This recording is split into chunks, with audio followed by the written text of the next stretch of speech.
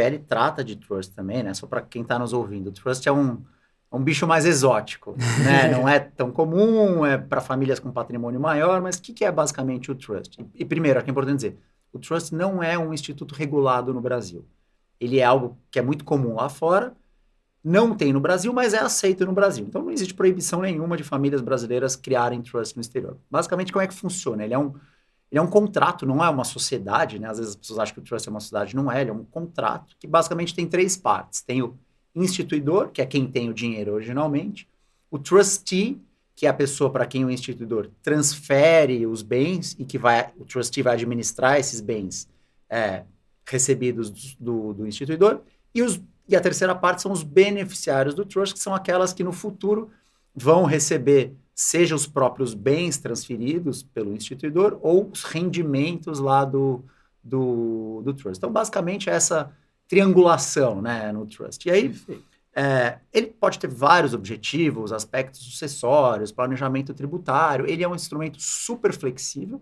Então, dependendo do intuito da família, a gente molda o trust de formas diferentes, né? Mas, voltando aqui para o aspecto tributário, quais foram as principais discussões que tem aqui com relação ao trust? Primeiro, como é a tributação na hora que você cria o trust? Porque você está saindo um patrimônio ali do instituidor e está mandando lá para o trustee para administrar. Pô, no Brasil, quando sai algo gratuito de uma pessoa para outra, o que é isso? Uma doação. E doação, como a gente sabe, tem um imposto de doação. Então, uma primeira dúvida que sempre surgiu é, na hora que cria o trust, tem imposto de doação aqui no Brasil? E aí você vai entrar no detalhe. O trust é revogável e irrevogável. No trust revogável, que é aquele que o instituidor ainda tem um certo controle sobre os bens, você tem argumentos melhores para dizer, olha, não tem que ter imposto de doação, porque eu não posso pegar de volta. Então, é como se não tivesse saído do meu patrimônio. No irrevogável já é um pouco mais complicado, porque, de fato, saiu definitivamente do patrimônio do instituidor, então, até o mercado adotava a posição, olha, se o trust for irrevogável, vai ter imposto de doação. E aí, depois tem a outra perna, né? Na hora que, eventualmente, o instituidor morre, e aqueles bens, se esse for o caso do trust, aqueles bens são transferidos para os beneficiários, e aí, tem TCMD de novo, é como se fosse uma herança, mas vai ter 2 vezes, porque já teve uma vez, vai ter de novo. Então, é uma zona muito cinzenta. E aí, para piorar tudo isso, 2020 ou 20, eu acho que foi 20, se eu não me engano, a Receita editou uma manifestação, uma solução de consulta, que é a solução de consulta 41, acho que de 2020, que ela fala assim, olha, uma pessoa, como é que funciona a solução de consulta? Alguém tem dúvida de legislação tributária, vai lá e pergunta para a Receita analisa e responde. E eu não sei se a pergunta foi meio mal formulada também, mas a pessoa falava assim, olha, recebi um dinheiro aqui de um trust, que acho que o meu marido deixou para mim lá na Nova Zelândia, ele morreu, eu recebi o dinheiro. Como é a tributação disso? A Receita falou, você tem que pagar imposto de renda, né? Ou seja, além de tudo, a Receita falou, você tem que pagar 27,5% de imposto de renda. Então, criou uma nuvem sobre o trust, e aquelas pessoas, até quem tinha trust ficou preocupado, falou, e agora? Eu nunca imaginei que, sei lá, o dinheiro suado que eu mandei para fora e que um dia vai ser herança dos meus filhos, se fosse herança normal no Brasil, eu sei que teria só o imposto de herança, 4%, mas jamais IR. Agora eu criei o trust, o dia que isso for para os meus filhos, minhas filhas, vai ter 27,5% de imposto?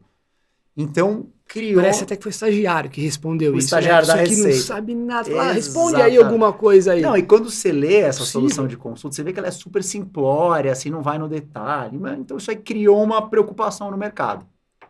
Voltando para o nosso PL aqui. O PL, ele trouxe o mérito de deixar claro que, veja, toda distribuição que for feita do trust para os beneficiários, ela é a título gratuito. Sendo a título gratuito, não tem imposto de renda. Porque quando é a título gratuito, só tem o imposto de herança ou de doação. Então, nisso ficou muito bom, tá? Ficou claro, ele apaga esse entendimento anterior da Receita de que teria uma tributação de imposto de renda. Perfeito. Exatamente. E ele fala ainda também com relação ao trust, que é o seguinte, o trust vai ser transparente. Então, vamos pensar no caso de um trust revogável, que é aquele que a pessoa ainda tem um certo controle. Que nada tem a ver com transparente da offshore Nada tem a ver. Mas a ideia é parecida. Você vai olhar os ativos que estão debaixo do trust, e não o trust especificamente. Então, vamos dizer que... O que é mais comum quem cria trust? A pessoa ter a PIC, né, offshore, embaixo do trust. Então, em vez de ele declarar no IR dele um trust, ele declara uma offshore. Sim. Por quê? Porque o trust é transparente. E aí ele vai dar o tratamento tributário em relação a offshore, que é aquela que a gente falou antes. Agora, né? pode Então, escolher. esse é o tal do tratamento transparente fiscal dos trusts que a gente vai ter hoje.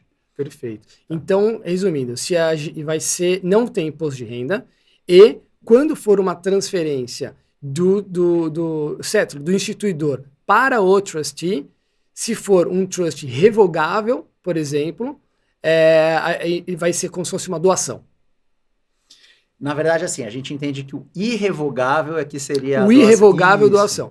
E quando você transfere do trustee para o beneficiário, aí a gente está falando de uma sucessão. Exatamente. E aí a gente pagaria o imposto de sucessão. Exatamente. Então isso ficou claro, né?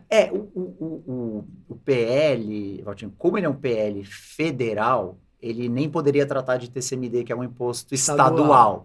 Mas ele meio que deixa isso claro, né? Agora, não exatamente acabaram as discussões do trust, porque exatamente o imposto de doação ou de herança ser estadual, aí vai ter um entendimento agora dos fiscos estaduais. Mas para fins de IR, pelo menos ficou claro que não vai ter o IR. Tá. Acho que então resolvemos metade do problema. Exatamente, é isso aí. Perfeito.